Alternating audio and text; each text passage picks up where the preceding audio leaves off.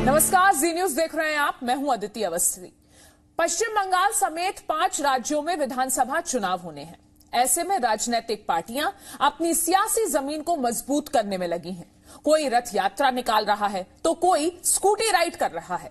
आइए अब आपको दिखाते हैं सियासी सूरमाओं की इंडियन पॉलिटिकल लीग।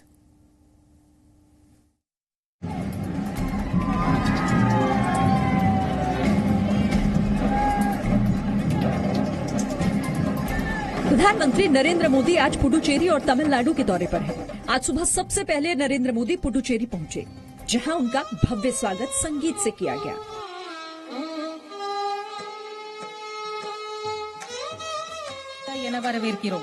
प्रधानमंत्री नरेंद्र मोदी ने आज यहां पर पुडुचेरी के विकास के लिए कई परियोजनाओं का उद्घाटन किया और पुडुचेरी के विकास की बात कही, जिसके बाद प्रधानमंत्री नरेंद्र मोदी तमिलनाडु के कोयम्बटूर पहुंचे। यहाँ उनका भव्य स्वागत हुआ। अब जरा इन तस्वीरों को देखिए। इन तस्वीरों को देखने के बाद आप अंदाजा लगा सकते हैं कि जनता कैसे प्रधानमंत्री का दिल खोलकर स्वागत कर रही है।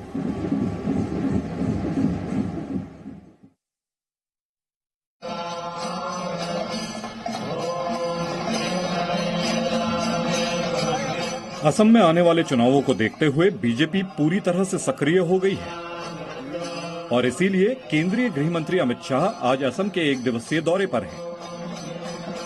अमित शाह का यह असम दौरा इस साल का तीसरा दौरा है। अमित शाह ने अपने कार्यक्रम की शुरुआत महामृत्युंजय मंदिर से की,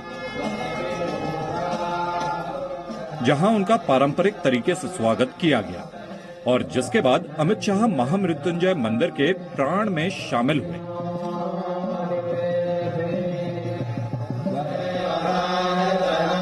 मंदिर का पूरा प्रांगण मंत्रों से गूंज रहा था।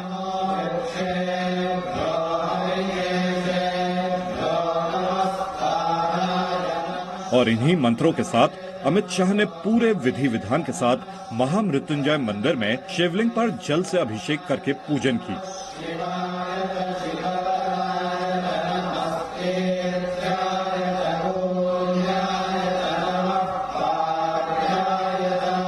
महामृत्युंजय मंदिर के प्राण प्रतिष्ठा कार्यक्रम में उनके साथ असम के मुख्यमंत्री सर्बानंद समेत मंत्री और बीजेपी के नेता भी थे।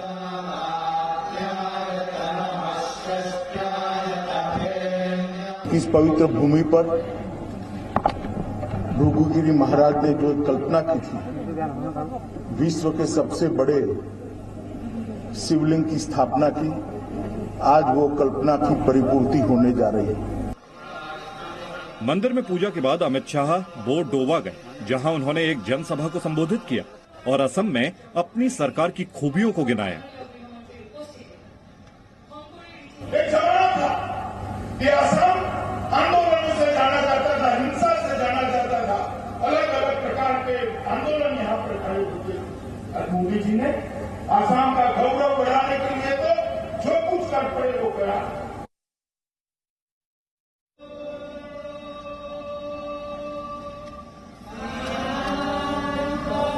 असम में विधानसभा चुनावों को लेकर बिगुल बच चुका है और बीजेपी की तरफ से कमान संभाल रहे हैं केंद्रीय गृह मंत्री अमित शाह। और अपने आज के दौरे में अमित शाह महान समाज सुधारक श्रीमंत शंकर देव की जन्मस्थली बटद्रवा मठ गए। बटद्रवा मठ में अमित शाह का स्वागत ढोल नगाड़े के साथ किया गया। मठ के अंदर अमित शाह लोगों का अभिवादन कर रहे थे कि तभी उनकी नजर मठ में ढोल नगाड़े बजा रहे 2 बच्चों पर पड़ी, जिसके बाद अमित शाह थोड़ी देर के लिए उन बच्चों के पास रुके, उनकी कला का आनंद लिया और फिर मठ के अंदर बने मंदिर में श्रीमंत शंकर देव का दर्शन किया और 188 करोड़ की लागत से श्रीमंत शंकर देव की जन्मस्थली के सौंदर्यीकरण की परियोजना का शिलान्यास किया। भ्रष्टाचार मुक्त बनाने का काम किया, असम को आंदोलन मुक्त बनाने का काम किया, असम को घुसपैठियों से मुक्त बनाने की शुरुआत भारतीय जनता पार्टी की नरेंद्र मोदी सरकार ने की। साथ ही अमित शाह ने बटद्रवा में एक जनसभा को संबोधित भी किया।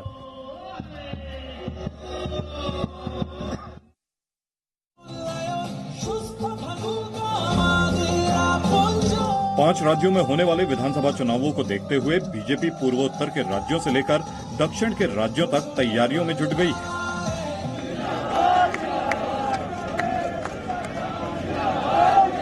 बीजेपी के राष्ट्रीय अध्यक्ष जेपी नड्डा भी आज बंगाल दौरे पर हैं, जहां आज जेपी नड्डा ने बंगाल के विजय के लिए सोनार बांग्ला मैनिफेस्टो अभियान के लिए एलईडी वैन को हरी झंडी दिखाई। यह अभियान 3 मार्च से 20 मार्च तक चलेगा, जिसके जरिए बीजेपी बंगाल विधानसभा चुनावों के लिए लोगों की राय जानेगी। लोग मिस्ड कॉल और संदेश के जरिए भी अपना सुझाव दे सकते हैं। इसके साथ साथ बीजेपी लोगों की राय जानने के लिए 200 जनसभाएं भी करेगी, जिसके आधार पर बीजेपी अपना घोषणा पत्र तैयार करेगी। जेपी नड्डा ने विपक्ष पर निशाना साधते हुए कहा कि विपक्ष ने बंगाल में देश को तोड़ने वाली संस्कृति को बढ़ावा दिया है। विवेकानंद जी की बात करता हूं, जब मैं रविंद्रनाथ ठाकुर जी की बात करता हूं, जब मैं बंकिम चंद्र चटर्जी की बात करता हूं, जब मैं ईश्वर चंद्र विद्यासागर जी की बात करता हूं, ये सब ऐसे थे जिन्होंने बंगाल की धरती से जरूर जन्म लिया हो, लेकिन उन्होंने देश को दिशा दी। ये एक संस्कृति थी बंगाल की, और उस संस्कृति को कहां ला करके खड़ा कर दिया, आज किस मोड़ पर ला करके खड़ा कर दिया।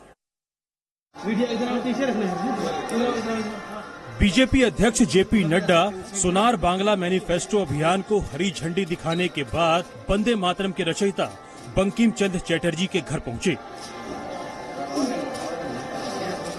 जहां जेपी नड्डा ने बंकिम चंद्र चटर्जी को श्रद्धांजलि दी।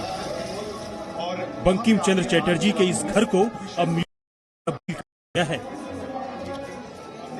जहां उनसे जुड़ी चीजों को रखा गया है। बंकिम चंद्र चटर्जी म्यूजियम से जाने के बाद जेपी नड्डा ने उत्तर 24 परगना में एक रैली को भी संबोधित किया। मैं ये कह सकता हूं कि वंदे मातरम ये भारत में आजादी का नारा बना, भाषा का नारा बना, जंगल का नारा बना। बीजेपी बंगाल जीतने के लिए हर तबके में अपनी पकड़ बनाना चाहती है। इसीलिए आज अपने बंगाल दौरे पर जेपी नड्डा ने जूट मिल में काम करने वाले कारीगर देवनाथ के घर गए, जहां उन्होंने दिलीप घोष, कैलाश विजयवर्गीय के साथ खाना खाया। उसके बाद उनके परिजनों के साथ तस्वीरें भी खिंचवाई। जेपी नड्डा इसके जरिए मिलों में काम करने वाले मजदूरों को साधने की कोशिश कर रहे हैं।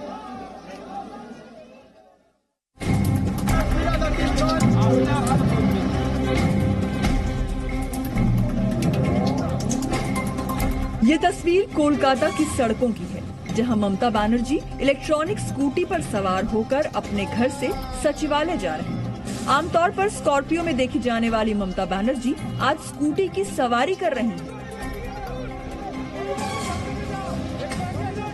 ममता बनर्जी पेट्रोल डीजल की बढ़ती कीमतों को लेकर विरोध कर रही हैं, जिसकी वजह से ममता बनर्जी आज स्कॉर्पियो की सवारी छोड़कर इलेक्ट्रॉनिक स्कूटी पर सवार हो गई। उन्होंने अपने घर से सचिवालय तक का रास्ता ई स्कूटी से ही तय किया। उनके मंत्री फिरहाद हकीम स्कूटी चला रहे थे और ममता खुद पीछे बैठी थी। कमोवेश ऐसी ही तस्वीरें सचिवालय से वापस आते समय भी दिखाई दी, लेकिन इस बार ममता बनर्जी खुद स्कूटी चला रही थी और उनकी स्कूटी को पीछे से सुरक्षा कर्मी पकड़े हुए थे, क्योंकि ममता को स्कूटी चलानी नहीं आती।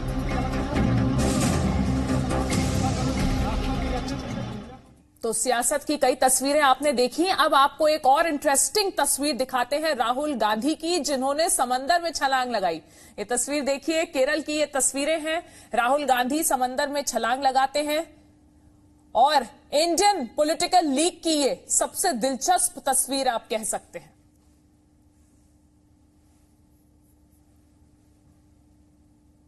तो राहुल गांधी जो मत्स्य मंत्रालय की बात करके इस वक्त विवादों से घिरे हुए हैं, यहां पर समंदर में गोते लगा रहे हैं।